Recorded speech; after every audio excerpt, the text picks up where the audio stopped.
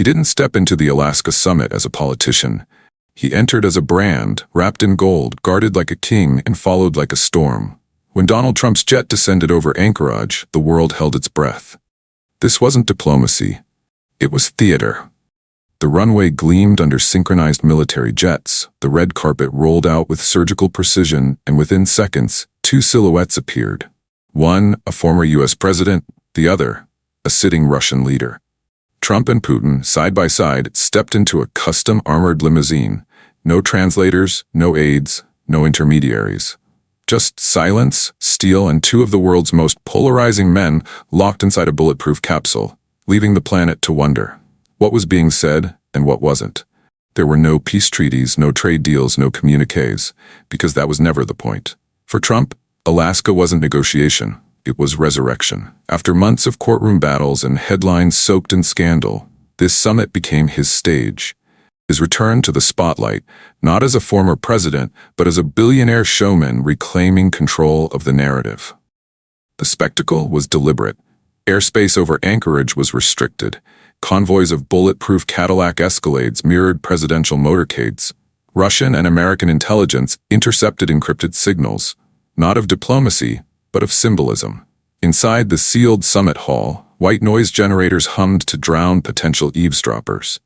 But nothing gripped public imagination more than the image of Vladimir Putin riding in Trump's own limousine, a gesture that never happened even during Trump's presidency. Within minutes, photos flooded the internet, and so did curiosity. Was this a summit or a statement? For one cold day in August, Alaska wasn't just a meeting ground, it was a stage. And Trump, as always, wasn't attending a summit, he was starring in it. For Donald Trump, money has never just been a measure. It's been a weapon, a performance, a living narrative. His fortune doesn't sit in vaults, it lives in architecture, television, and mythology. Publicly, he claims a net worth of between $5.6 and $6.6 billion. Privately, accountants and analysts call it an illusion wrapped in gold.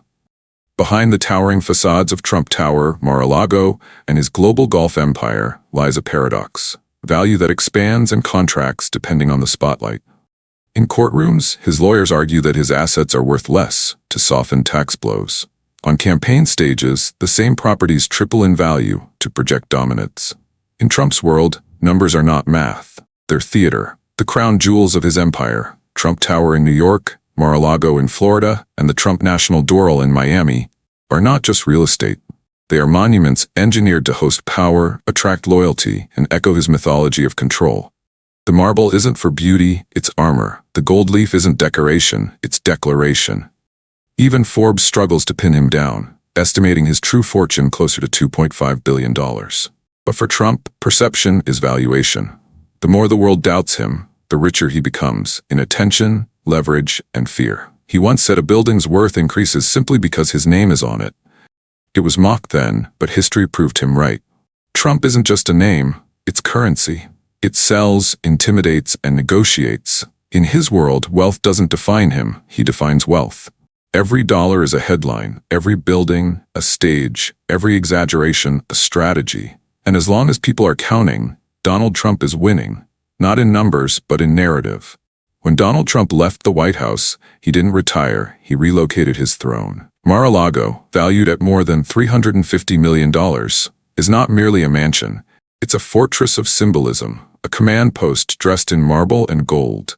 Originally built in the roaring 1920s for American royalty, Trump reshaped it into a modern Versailles. Chandeliers dripping with 24-karat gold leaf, mirrors that stretch like illusions, and hallways echoing with political whispers.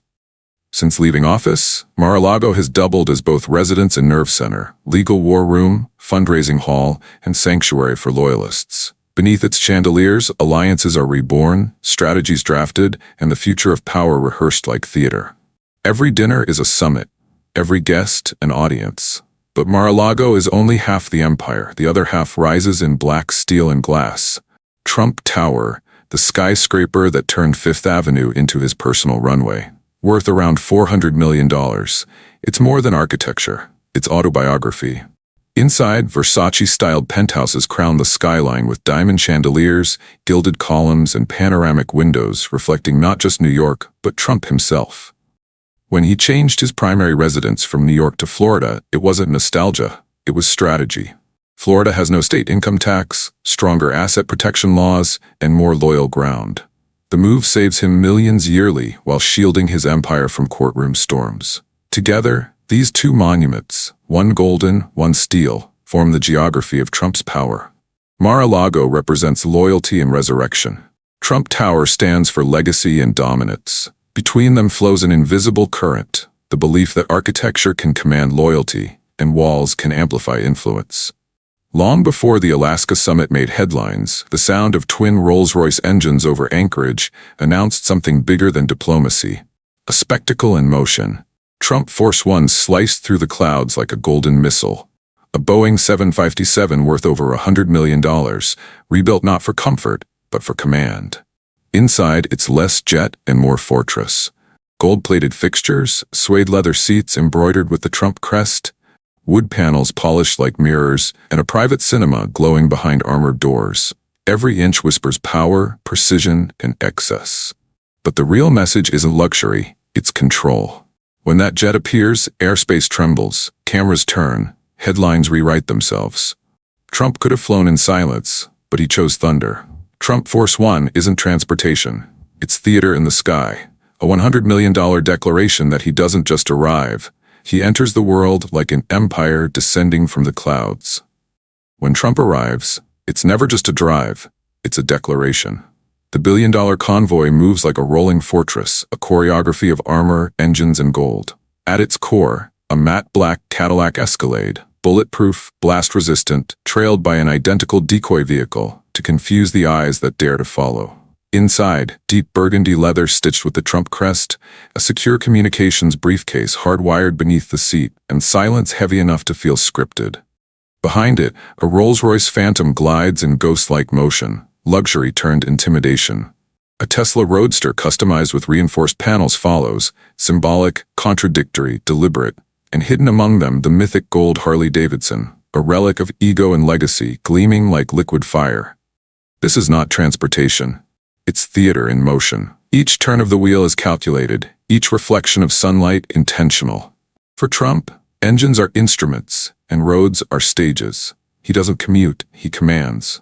And when his convoy passes, cities don't just stop to watch. They remember the sound of power approaching. Long before private jets became his wings of dominance, Donald Trump ruled the seas with the Trump Princess, a 282-foot superyacht once built for Saudi billionaire Adnan Khashoggi. When Trump acquired it in 1987, he didn't just buy steel and teak, he bought a stage. He transformed it into a floating palace of persuasion. Versace silk walls, 24-karat gold fixtures, mirrored ceilings, and a private music salon housing a custom Steinway grand piano. 11 staterooms, secret chambers, and a private cinema turned the vessel into an empire on water. Rumors whispered of high-profile deals sealed beneath chandeliers, of donors and diplomats flown in by helicopter to dine beneath moonlight on the deck. The Trump crest shimmered on every door handle, and the helipad bore his initials like a royal seal. Even after it was sold, the Trump Princess never disappeared. Its legend sailed on through photos, headlines, and memory. It was never just a yacht, it was a floating statement of power, a reminder that even the ocean could carry his name. When Trump takes to the air, visibility becomes optional. The Sikorsky Shadows, his fleet of customized F-22 helicopters, are not for travel, they're for illusion. Each launch is a performance of deception. One chopper lifts off from Mar-a-Lago, another from Bedminster, a third hovers low in silence, identical, synchronized, and deliberately confusing. For most billionaires, a helicopter is luxury. For Trump, it's camouflage. His variant, valued at over $15 million, is armored, soundproofed, and equipped with encrypted communications wired into both cockpit and cabin. Cream leather seats, navy detailing, and gold T crests mark the interior, a throne in motion. The Secret Service calls the tactic inverted tracking. Trump's inner circle calls it ghosting. It allows him to vanish from view while the media chases shadows across the sky. Each takeoff is psychological warfare. Control, unpredictability, spectacle. Because for Trump, disappearing isn't retreat, it's power. He doesn't escape the spotlight, he controls where it shines. For most leaders, security is a necessity. For Donald Trump, it's a production. The billion-dollar bubble that surrounds him is not just about safety, it's about narrative, theater, and dominance. Every bulletproof glass panel, every surveillance drone, every SUV in his convoy is a prop in a meticulously choreographed performance of control. When the Alaska summit was announced, the world prepared for diplomacy. Trump's team prepared for war, not with weapons, but with spectacle. Anchorage transformed into a fortress. Under-vehicle scanners lined the entry routes, drone jammers hummed above rooftops, and electromagnetic tents shielded every whisper inside. Even foreign intelligence officers weren't observing the summit. They were observing the security itself. That's how far Trump's empire of protection extends. Even the watchers are watched. The Secret Service operates as the visible layer. The suits, the earpieces, the ever-present wall of stoicism. But beneath them lies Trump's private army. Ex-Mossad advisors, digital counter-surveillance experts, and former military tacticians. They rotate in silence, invisible yet omnipresent, guarding not just a man, but an image. For Trump, security is psychology. Every unpredictable motorcade route, every decoy vehicle, every mirrored window fuels the illusion of omnipotence. His movements are puzzles designed to remind the world, you can't predict what you can't control. He doesn't buy safety, he manufactures fear. The kind of fear that protects, intimidates, and glorifies him at once. In Trump's orbit, security isn't an accessory. It's a crown. Every convoy that rolls, every scanner that hums, every guard that moves in silence contributes to $1 billion illusion that he is untouchable. In the end, Donald Trump's empire is not built on steel or stone, but on belief. Every tower, jet, limousine, and yacht is a monument to an idea, that perception can become power and fear can become loyalty. Gold has always been his armor, not just for luxury, but for symbolism. It reflects light, blinds enemies, and hides the cracks beneath. To some, it's vanity. To others, it's prophecy, a reminder that even illusion, when repeated enough, becomes reality. Trump's legacy isn't a company or a presidency. It's a performance that outlived both. A choreography of control where wealth plays the soundtrack and power becomes the script. He turned opulence into influence and paranoia into theater. His world doesn't need truth, it needs spectacle. Critics call it excess. Supporters call it genius.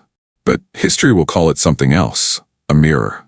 Because through his reflection, we see what modern power truly is. A stage of fear, wealth, and desire, where dominance is designed, not inherited. He doesn't chase immortality, he brands it. And as long as his name shines in gold, the illusion lives on.